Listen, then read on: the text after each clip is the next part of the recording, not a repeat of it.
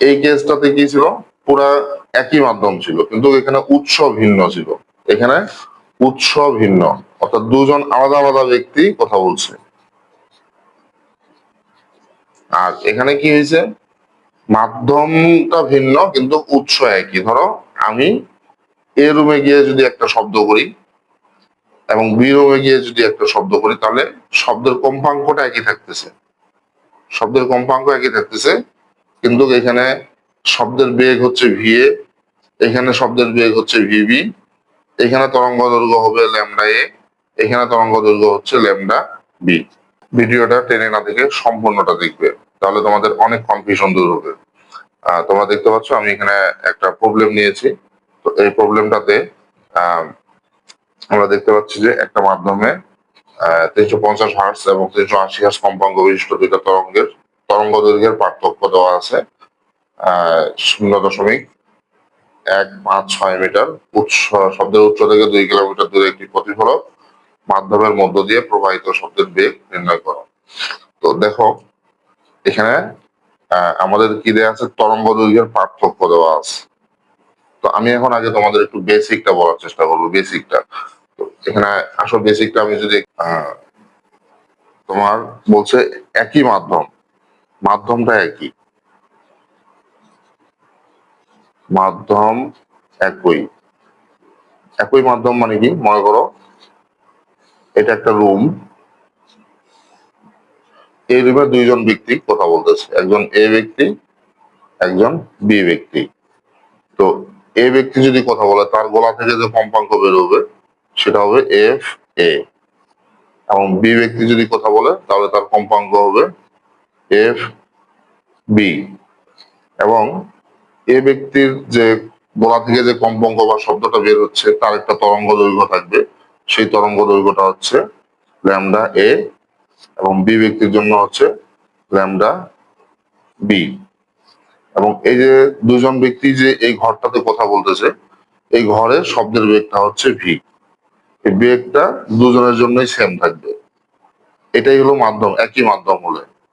তো এখন এখানে একটা জিনিস দেখো, আমাদের কি দেয়া আছে, একটি মাধ্যমে 350 হার্টজ এবং 380 হার্টজ কম্পাঙ্ক বিশিষ্ট দুইটা তরঙ্গ। তাহলে এখানে আমাদের কম্পাঙ্ক গুলো দেওয়া আছে, ফ্রিকোয়েন্সি গুলো দেওয়া আছে। মনে করি এই এফ এর মান হচ্ছে 350, এফ বি এর মান হচ্ছে 380 হার্টজ। এখন এখানে আরেকটা ইনফরমেশন দেওয়া আছে, দুটা তরঙ্গের তরঙ্গ দৈর্ঘ্যের পার্থক্য দেওয়া আছে। এই যে তরঙ্গ দৈর্ঘ্য দুটা ইন্ডিভিজুয়ালি এ এরটা কত, বি এরটা কত দেয়া নেই, বলছে কি যে এই দুটার পার্থক্য দেওয়া আছে, পার্থক্যটা দেওয়া আছে। তাহলে এখন পার্থক্য মানে কি, পার্থক্য মানে হচ্ছে যে বড়টা থেকে ছোটটা বিয়োগ করতে হবে, বড় তরঙ্গ দৈর্ঘ্য থেকে ছোট তরঙ্গ দৈর্ঘ্য বিয়োগ করতে হবে। তাহলে এখানে আমাদের lambda A minus lambda B হতে পারে, অথবা lambda B minus lambda A হতে পারে। তো আমাদের এখানে প্রথমত আইডেন্টিফাই করতে হবে যে বড় আসলে কে, ল্যামডা এ নাকি ল্যামডা বি। তো সেটা বোঝার জন্য আমাদের দেখো একটা জিনিস, যে ভি সমান সমান আমরা জানি এফ ল্যামডা। তাহলে এখান থেকে ল্যামডা সমান কি হবে, ভি বাই এফ। একটু খেয়াল করে দেখো, এই যে ল্যামডাটা তরঙ্গ দৈর্ঘ্য, তরঙ্গ দৈর্ঘ্য নির্ভর করে দুটা জিনিসের উপরে, একটা হচ্ছে শব্দের বেগ, একটা হচ্ছে কম্পাঙ্ক, এই দুটার উপরে নির্ভর করে। এখন যদি এক নম্বরে যদি কম্পাঙ্ক বেশি হয়ে যায়, অর্থাৎ এই যে হর নিচে যে সংখ্যাটা আছে এই সংখ্যাটা যদি বড় হয়ে যায়, তাহলে কিন্তু তরঙ্গ দৈর্ঘ্যটা কমে যাবে। কারণ কি দেখো, মনে করো এখানে 10 লিখলাম, 10কে আমি 2 দিয়ে ভাগ করবো, কত পাবো, 5। আবার 10কে যদি আমি 5 দিয়ে ভাগ করি তাহলে পাবো 2। অর্থাৎ নিচের সংখ্যাটা বড় হয়ে গেলে আমার ভাগফলটা কিন্তু কমে যাচ্ছে। তাহলে কম্পাঙ্ক যার বেশি তার তরঙ্গ দৈর্ঘ্য কি হবে, কম হবে। তাহলে এখন দেখো, আমি মনে করি এখানে আমার এফ এ, এফ এর ভ্যালু হচ্ছে 350 হার্টজ, এফ বি এটার ভ্যালু হচ্ছে 380 হার্টজ। তাহলে কম্পাঙ্ক বেশি হচ্ছে এফ বি, বি এর কম্পাঙ্কটা বেশি। তাহলে আমার বি এর কম্পাঙ্ক বেশি এফ এর তুলনায়, তাহলে আমাদের কি হবে, তরঙ্গ দৈর্ঘ্যটা বড় হবে, এ এর তরঙ্গ দৈর্ঘ্যটা বড় হবে বি এর তুলনায়। আশা করি তোমরা এই ব্যাপারটা বুঝতে পেরেছো। তো এইখানে এভাবে কোয়েশ্চেনটা আসতে পারে। আরেকটা কথা আমি বলে রাখি, মাধ্যম যদি আলাদা হয়, মাধ্যম ভিন্ন কিন্তু উৎস একই, মাধ্যম ভিন্ন, ভিন্ন মাধ্যম কিন্তু একই উৎস। মনে করো এখানে একটা মাধ্যম, এখানে একটা মাধ্যম, এটা এ মাধ্যম, এটা বি মাধ্যম। অর্থাৎ মনে করো তোমার দুটা রুম আলাদা আলাদা ভাবে আছে। একটা রুমের টেম্পারেচার ধরো তোমার 20 ডিগ্রি সেলসিয়াস, আরেকটা রুমের টেম্পারেচার মনে করো 35 ডিগ্রি সেলসিয়াস। এখন যেহেতু টেম্পারেচার ভিন্ন, তাহলে এই রুমের শব্দের বেগ এবং এই রুমের শব্দের বেগ আলাদা হবে, তাহলে মাধ্যমটা ভিন্ন হয়ে গেল, এটাকে আমরা ভিন্ন মাধ্যম ধরতে পারি। এই কেসটাতে কি ছিল, পুরা একই মাধ্যম ছিল কিন্তু এখানে উৎস ভিন্ন ছিল। এখানে উৎস ভিন্ন, অর্থাৎ দুজন আলাদা আলাদা ব্যক্তি কথা বলছে।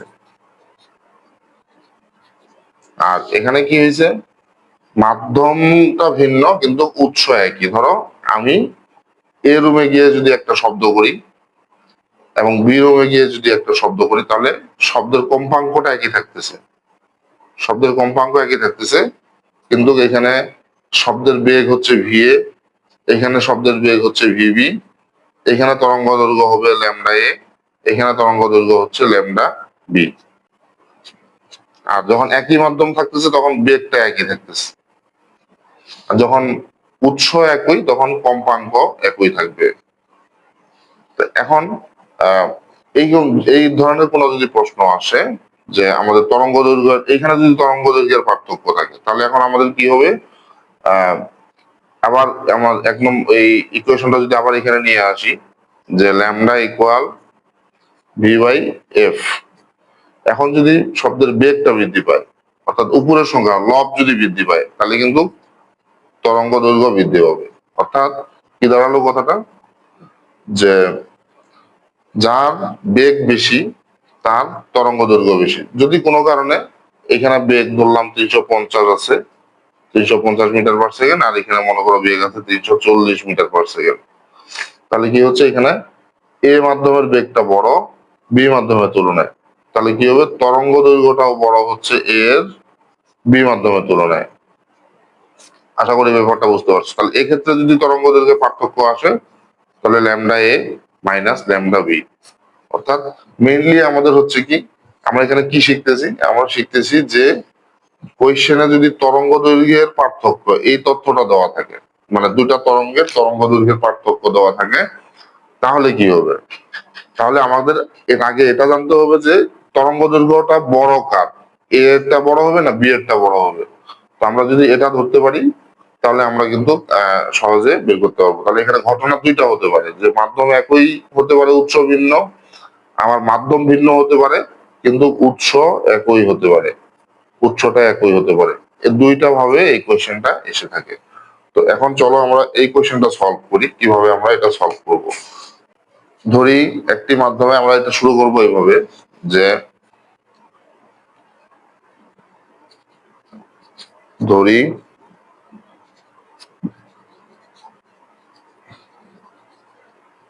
একটি মাধ্যমে শব্দের কম্পাঙ্ক, এটাকে আমরা F1 ধরলাম, 350 হার্টজ। তাহলে অপর মাধ্যমে শব্দের কম্পাঙ্ক F2 হচ্ছে 380 হার্টজ। তারপর লিখবো যে একটি মাধ্যমে শব্দের তরঙ্গ দৈর্ঘ্য, এটা হচ্ছে ল্যামডা 1।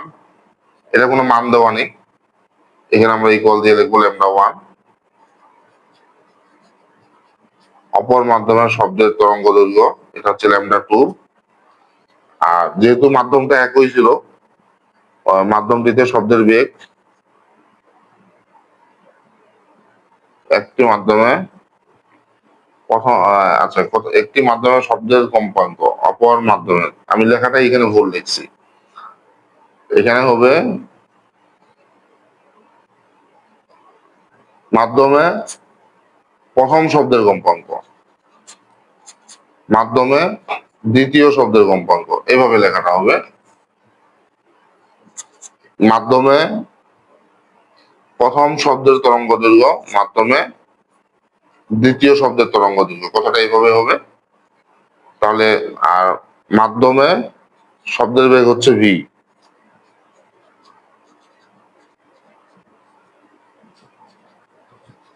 শব্দের বেগ হচ্ছে ভি। এখন তাহলে এখন আমাদের দেখতে হবে যে কম্পাঙ্ক কার বেশি, দ্বিতীয় শব্দের কম্পাঙ্কটা বেশি। তাহলে যেহেতু যেহেতু F2 গ্রেটার দেন F1, তাহলে তরঙ্গ দৈর্ঘ্যটা কার বেশি হবে, তাহলে F1 এর তরঙ্গ দৈর্ঘ্যটা বেশি হবে, অর্থাৎ λ1টা বড় হবে λ2 এর থেকে। তাহলে আমাদের এখানে তরঙ্গ দৈর্ঘ্যের পার্থক্য দেওয়া আছে, তাহলে আমরা এটা লিখতে পারি প্রশ্ন মতে λ1 মাইনাস λ2 ইকুয়াল 0.156। এখন দেখো আমরা কি জানি যে ল্যামডা সমান কি V by F, V by F. তাহলে আমরা এটাকে λ1টাকে লিখতে পারি ভি বাই F1, λ2টাকে বলতে পারি ভি বাই F2, 0.156। তাহলে আমি এখান থেকে যদি ভি কমন নেই, তাহলে 1/F1, 1/F2, 0.156। আমি যদি বাকিটুকু এই পাশে করি, তাহলে 1/F1 এর মান হচ্ছে কত, 350, মাইনাস 1/380, 0.156। তাহলে এখন আমি যদি এটা ক্যালকুলেশন করে বের করি কত আসে দেখি, যে 1/350, 1 ডিভাইডেড 350 মাইনাস 1 ডিভাইডেড 380। তাহলে আমি এখানে পাচ্ছি হলো ইন্টু 2.25 ইন্টু 10⁻⁻4, 0.156। তাহলে ভি ইকুয়াল 0.156, 2.25 ইন্টু 10⁻⁻4। তাহলে ভাগ করলে কত আসবে, 0.156 ডিভাইডেড 2.25 ইন্টু 10⁻⁻4 আসতেছে 693.3 সামথিং মিটার পার সেকেন্ড। অর্থাৎ ওই মাধ্যমে শব্দের বেগ হচ্ছে 693.3 মিটার পার সেকেন্ড। তো আশা করি তোমরা এই ব্যাপারটা বুঝতে পেরেছ। এখন মনে করো যদি আমি কোয়েশ্চেনটাকে একটু অন্যরকম ভাবে দিই, কোয়েশ্চেন যে দুটি ভিন্ন মাধ্যম, দুইটি ভিন্ন মাধ্যমে এখানে আমি দিলাম শব্দের বেগ, শব্দের বেগ আমি ধরো একটাতে দিলাম হচ্ছে 350 মিটার পার সেকেন্ড, একটু আগে যেটা বললাম সেটাই নিলাম, ও আরেকটাতে দিলাম আমি ধরো 380 দিলাম, 380 মিটার পার সেকেন্ড। আর আমি বললাম যে মাধ্যম দুটিতে, মাধ্যম দুইটিতে মাধ্যম দুইটিতে একই শব্দের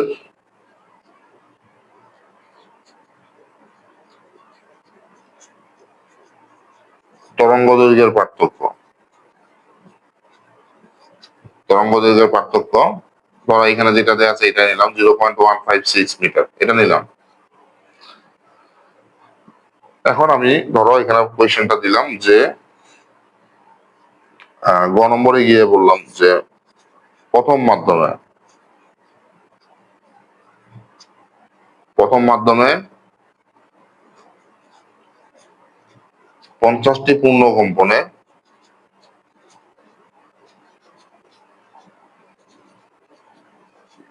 শব্দটি কত দূরত্ব অতিক্রম করবে? কত দূরত্ব অতিক্রম করবে?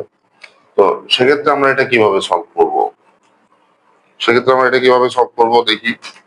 তো তাহলে এখানে বলছে দুটা ভিন্ন মাধ্যম, দুটা আলাদা, কিন্তু শব্দের বেগ একই। তাহলে আহ এখানে দেখো,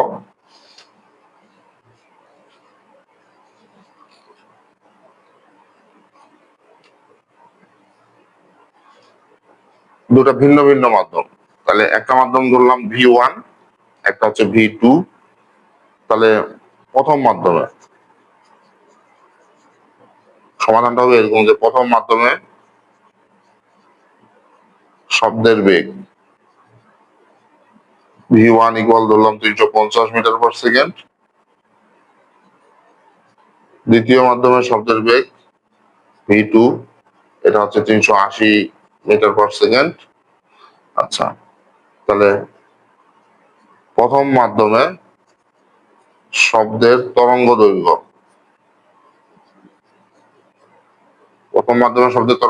কোনো মান দেওয়া নেই, সেটা ধরলাম λ1।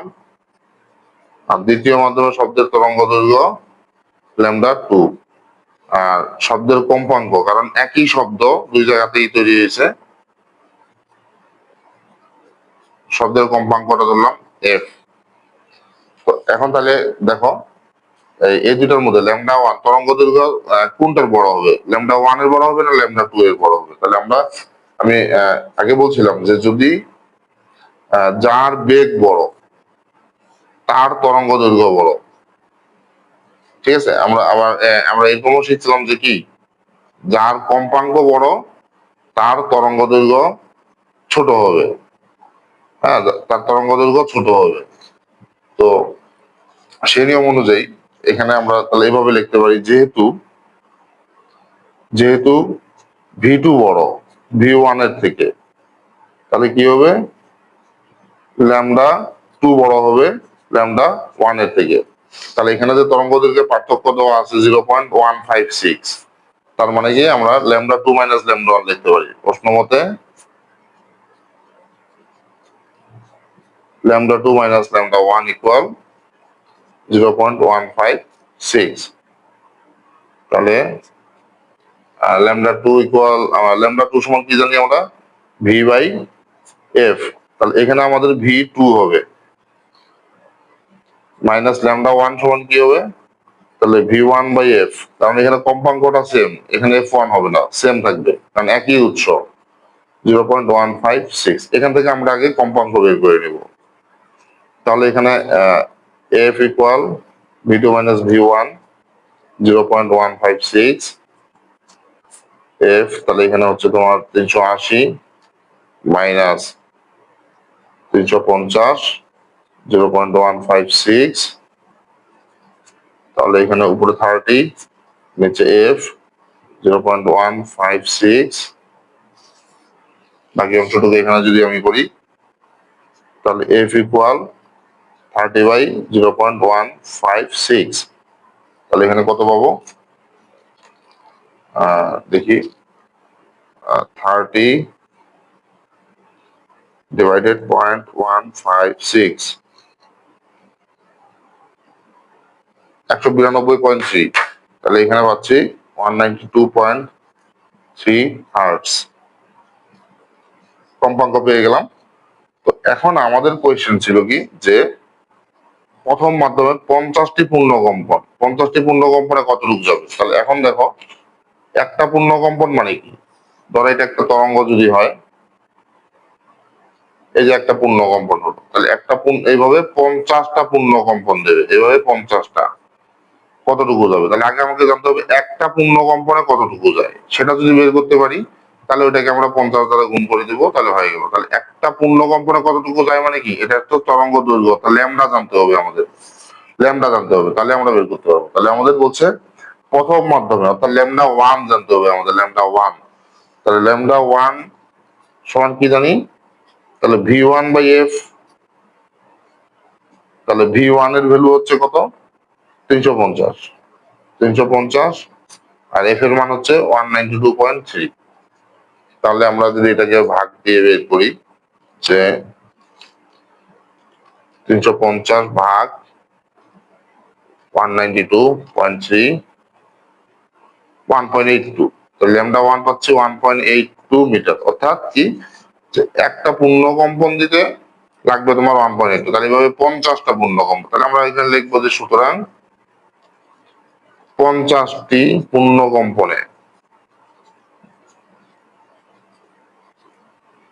কম্পনে অতিক্রম করবে,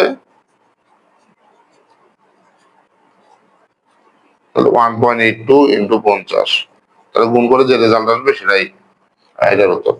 আশা করি তোমরা এই ব্যাপারটা বুঝতে পেরেছো। তরঙ্গ দৈর্ঘ্যের পার্থক্য এই বিষয়টা খুবই গুরুত্বপূর্ণ।